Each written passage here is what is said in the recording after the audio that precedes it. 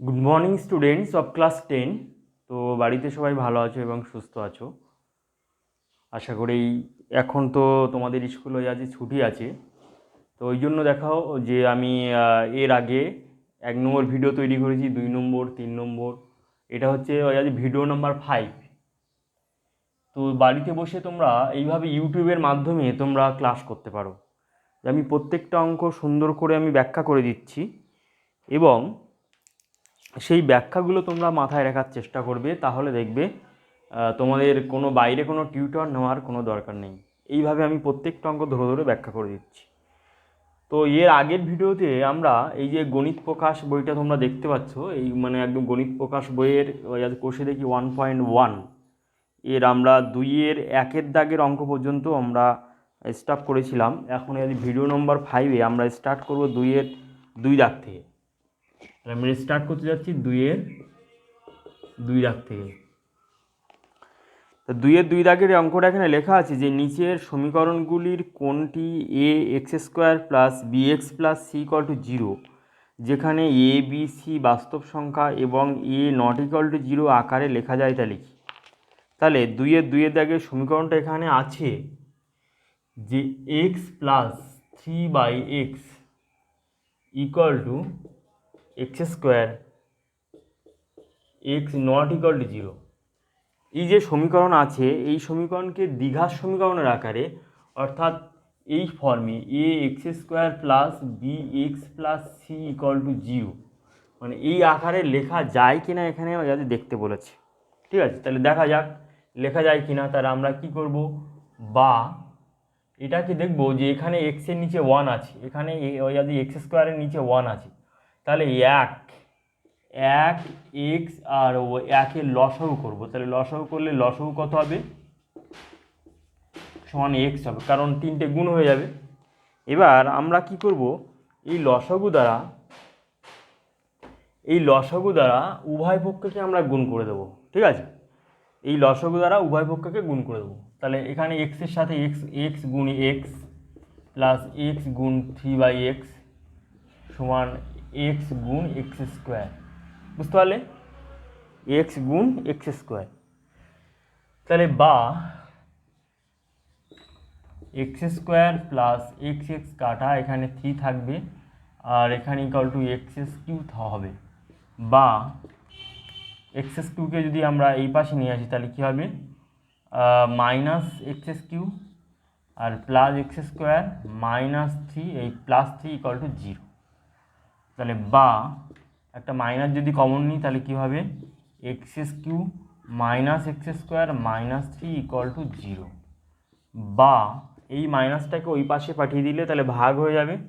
তাহলে x Q minus x square minus 3 equal to 0, মানে 0/-1, মানে এই যে মাইনাস 1 আছে এখানে, ধরো এই মাইনাস আছে মানে মাইনাস 1 আছে, তাহলে মাইনাস 1কে ওই পাশে পাঠিয়ে দিলে তাহলে এটার মান ইকুয়াল টু 0 হয়ে গেল।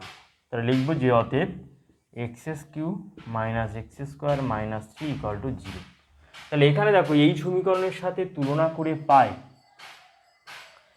এই সমীকরণের সাথে তুলনা করো যে এখানে এক্সের সর্বোচ্চ ঘাত 3, অর্থাৎ দ্বিঘাত সমীকরণে এক চল বিশিষ্ট দ্বিঘাত সমীকরণের আকারে প্রকাশ করা যায় না। ঠিক আছে, তাহলে লিখতে হবে, এটা নাম্বারিং করো 1। এবারে আনসারটা লিখো যে অতএব 1 নম্বর সমীকরণকে, আর এটাকে নাম্বারিং করতে হলে 2 নম্বর সমীকরণের আকারে প্রকাশ করা যায় না, কারণ 1 নম্বর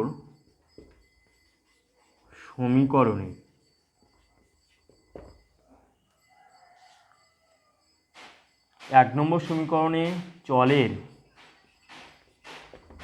বা এক্সের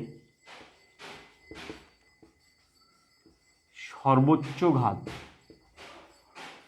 সমান সমান 3, এটা নট ইকুয়াল টু 2। 2-এর সাথে সমান নয়। বুঝতে পারলে যে 1 নম্বর সমীকরণ মানে এটা, আর এটাকে যদি আমরা 2 নম্বর সমীকরণ ধরি তাহলে 1 নম্বর সমীকরণকে 2 নম্বর সমীকরণের আকারে প্রকাশ করা যায় না, কারণ 1 নম্বর সমীকরণের চলের সর্বোচ্চ ঘাত 3, যেটা নট ইকুয়াল টু 2।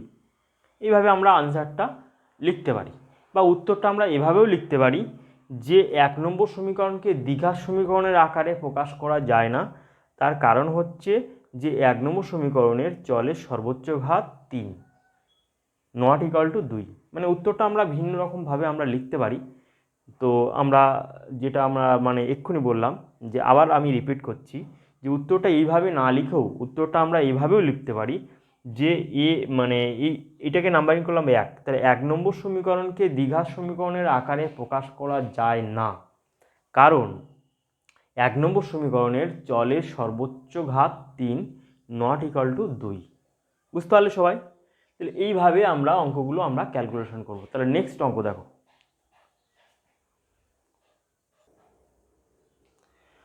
দেখো 2-এর 3-এর অঙ্কটা আছে যে x² - 6√x + 2 ইকুয়াল টু 0। তাহলে দেখো এটাকে আর কি ক্যালকুলেশন করবে, এখানে দেখো এক্সের সর্বোচ্চ ঘাত এখানে 2 আছে, এখানে তো এক্স মানে এক্সের মাথায় রুট আছে, মানে x²², তাহলে এটাকে আমরা এইভাবে লিখতে পারি যে -6x² + 2 ইকুয়াল টু 0, জাস্ট এইরকম লেখা যায়। তাহলে এবারে আমরা লিখব, এটাকে নাম্বারিং করবো 1, তাহলে অতএব 1 নম্বর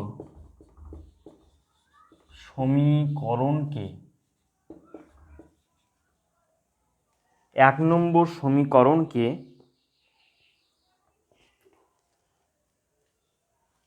ax² + bx + c equal to 0, যেখানে হচ্ছে a নট ইকুয়াল টু 0 আর a b c বাস্তব সংখ্যা।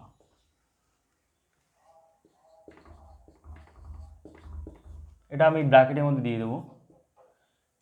1 নম্বর সমীকরণকে এই সমীকরণের এই আকারে, এখানে বইয়ে যেমনভাবে লেখা আছে আকারে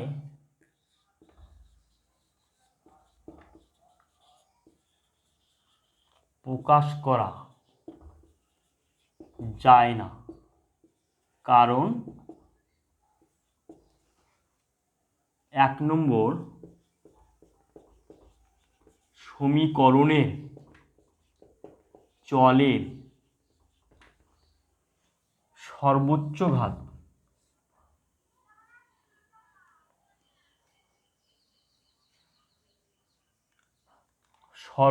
ঘাত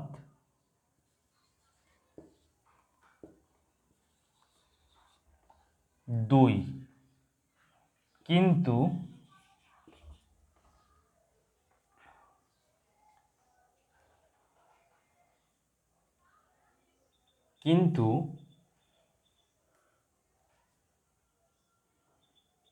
চলের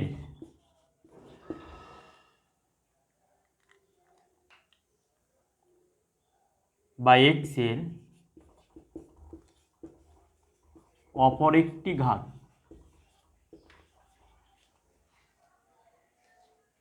x²², মানে অপর একটি ঘাত হচ্ছে হাফ।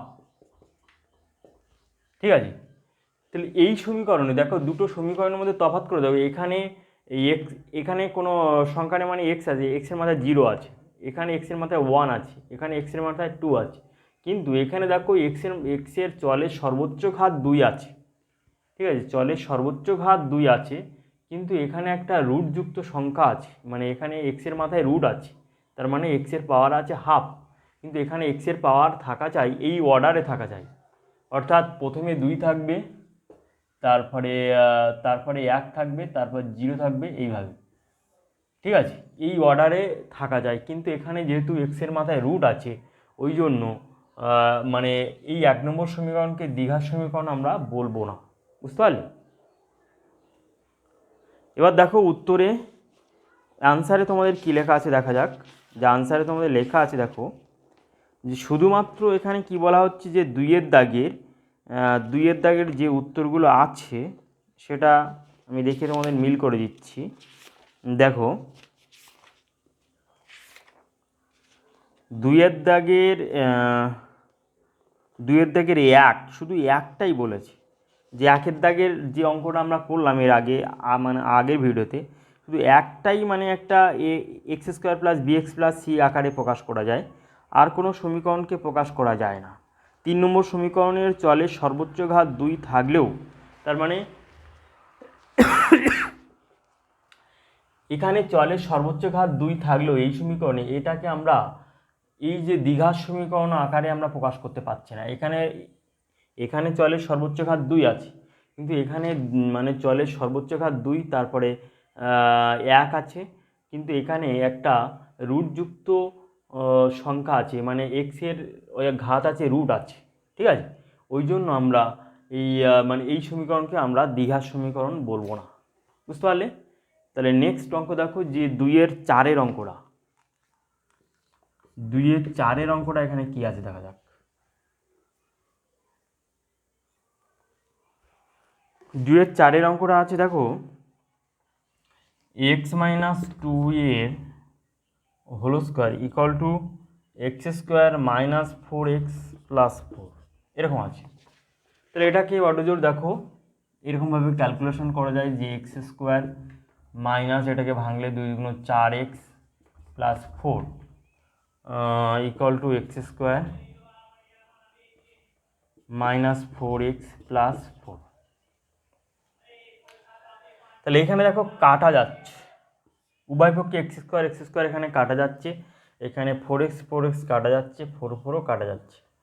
তার মানে এইটাকে আমরা বলবো, যেটাকে নাম্বারিং করব এইভাবে আর ক্যালকুলেশন না করে এটাকে নাম্বার করব যে, তাহলে অতএব 1 নম্বর সমীকরণটি হলো একটি অভেদ। 1 নম্বর সমীকরণটি হলো একটা অভেদ, এবং 1 নম্বর সমীকরণকে x² + bx + c = 0 আকারে প্রকাশ করা যায় না। অর্থাৎ 1 নম্বর সমীকরণ হলো একটা অভেদ, বুঝতে পারলে সবাই?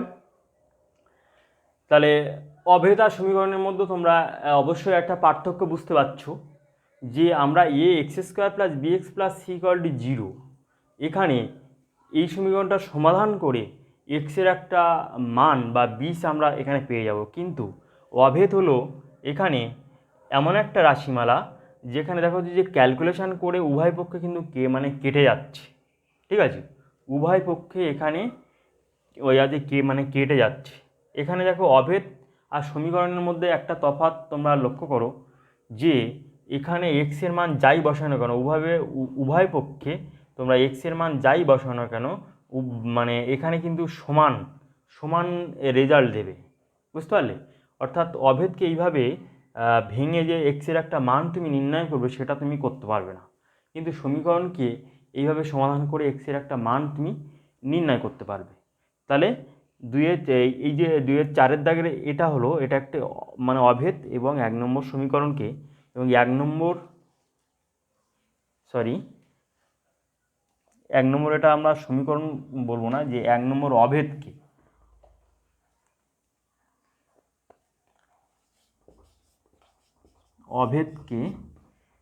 এই আকারে প্রকাশ করা যায় না, বুঝতে পারলে?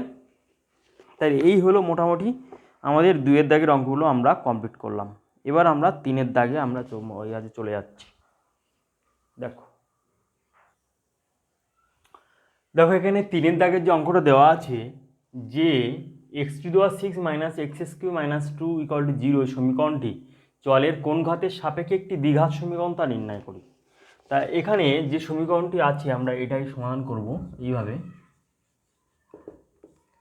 x⁶ - x³ - 2 = 0।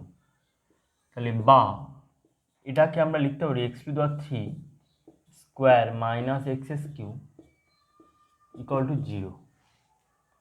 তাহলে এখানে আমরা ধরি বা মনে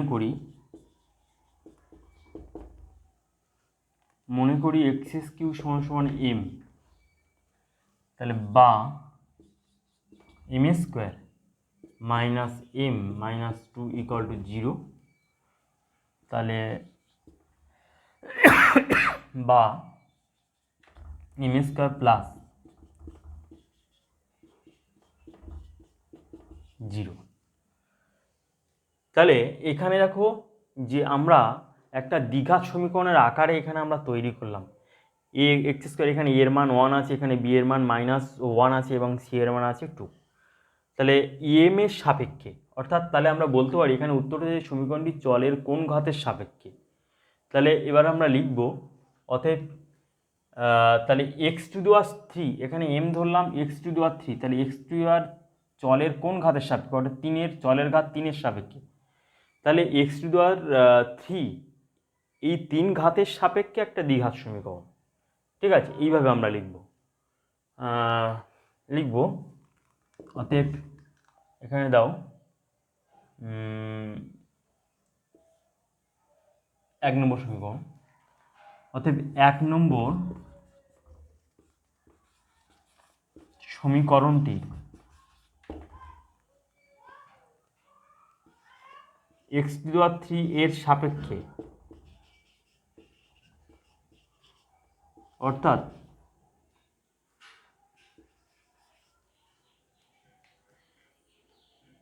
চলের ঘাত 3 এক্স টু দি পাওয়ার 3 এর সাপেক্ষে, অর্থাৎ চলের ঘাত 3 এর সাপেক্ষে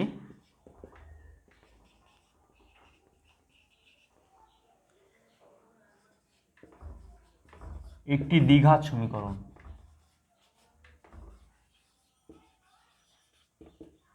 প্রকাশ করে।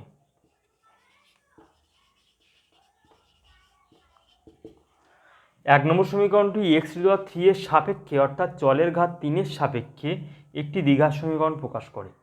যদি এখানে এক্স টু দি পাওয়ার 6 না থেকে যদি ধরো এক্স টু দি পাওয়ার 12 থাকতো, তাহলে আমরা কি করতাম, তাহলে এক্স টু দি পাওয়ার যদি 12 থাকতো, ধরো এক্স টু দি পাওয়ার 12 থাকতো, তাহলে আমরা এটাকে ভাঙতাম X to the power 6 square, তার মানে চলের ঘাত 6 এর সাপেক্ষে একটা দ্বিঘাত সমীকরণ প্রকাশ করে। বুঝতে পারলে? তাহলে এই অঙ্কগুলো যদি ঘুরিয়ে ফিরে আসে, এখানে যে চলের ঘাত এখানে 6 আছে, এখানে 3 আছে, এরকম না থেকে যদি অন্য কোনো অর্ডারে থাকে, ধরো একটা সমীকরণ এরকম থাকলো যে x to the power 10 minus বা প্লাস ধরো এক্স টু দি পাওয়ার 5 এখানে +3 ইকুয়াল টু 0। তাহলে যদি এইরকম টাইপের একটা সমীকরণ থাকে, তাহলে আমরা এখান থেকে বলবো যে চলের কোন ঘাতের সাপেক্ষে। তাহলে এটাকে আমরা স্ট্যান্ডার্ড ফর্মে যদি প্রকাশ করি, তাহলে কী হবে, এক্স টু দি পাওয়ার 5 এর square plus x to the power 5 plus 3 equal to 0। তাহলে এখানে চলের ঘাত 5 এর সাপেক্ষে একটা দ্বিঘাত সমীকরণ প্রকাশ করে। বুঝতে পারলে? তার কারণ এখানে এর মান হচ্ছে 1, তাহলে এ এক্স স্কোয়ার, যে এক্স স্কোয়ার এক্সের ভূমিকা পালন করছে, এইটা তার মাথায় স্কোয়ার। ঠিক আছে, x square plus bx plus c, তাহলে এই ফর্মে আছে। তাহলে এই সমীকরণটা আমার এই ফর্মে আছে, A X square plus bx plus C equal to 0, এই ফর্মে আছে। বুঝতে পারলে? এখানে এক্সের জায়গায় এম আছে, আর এর জায়গায় 1 আছে, এখানে বি এর জায়গায় -1 আছে, সি এর জায়গায় -2 আছে। বুঝতে পারলে? তাহলে সমীকরণকে ঘুরিয়ে ফিরিয়ে যদি এরকমভাবে দেয়, তাহলে তোমরা এইভাবে উত্তরটা লিখবে। বুঝতে পারলে সবাই? আরেকটু সুন্দর করে বললে বোঝায় যে আমরা বলবো যে, যেমন এই যে সমীকরণটা লিখলাম, যে এই সমীকরণটা এক্সের সাপেক্ষে একটা দ্বিঘাত সমীকরণ, তা এটাকে আমরা বলতে পারি যে এম এর সাপেক্ষে একটা দ্বিঘাত সমীকরণ, অর্থাৎ এই সমীকরণটি এক্স টু দি পাওয়ার 3 এর সাপেক্ষে, অর্থাৎ চলের ঘাত 3 এর সাপেক্ষে একটা দ্বিঘাত সমীকরণ। তাহলে এখানে আমরা বলি এম মানে এম এর সাপেক্ষে একটা দ্বিঘাত সমীকরণ, তার মানে এম এর মান এক্স টু দি পাওয়ার 3, বা উত্তরটা আমরা এইভাবেও লিখতে পারতাম যে এক্স টু দি পাওয়ার 3 1 নম্বর সমীকরণটি এম এর সাপেক্ষে অর্থাৎ x⁴ এর সাপেক্ষে একটা দ্বিঘাত সমীকরণ প্রকাশ করে। আমরা এভাবেও লিখতে পারতাম, বুঝতে পারলে? তাহলে উত্তরটা আমরা ভিন্ন প্রকারে লিখতে পারি, কিন্তু তোমার মূল কনসেপশনটা তোমাদের একদম জেনে রাখতে হবে। তো আজকের অনলাইন ক্লাস নাম্বার 5 এই পর্যন্ত স্টপ থাকবে। এর পরের ভিডিওতে অর্থাৎ অনলাইন ক্লাস নম্বর 6-এ তোমাদের 4-এর 1-এর দাগ থেকে আমি স্টার্ট করছি। ওকে, বাই। বাড়িতে সবাই ভালো থাকবে, সুস্থ থাকবে, আর চ্যানেলটাকে সাবস্ক্রাইব করে রাখবে এবং পাশে থাকা যে বেল আইকন আছে সেটাকে অল নোটিফিকেশন অন করে রাখবে, পরের ভিডিও আপলোড করার সাথে সাথে যেন তোমরা অবশ্যই পেয়ে যাও। আর বন্ধুবান্ধবদের তোমরা শেয়ার করবে। ওকে, বাই।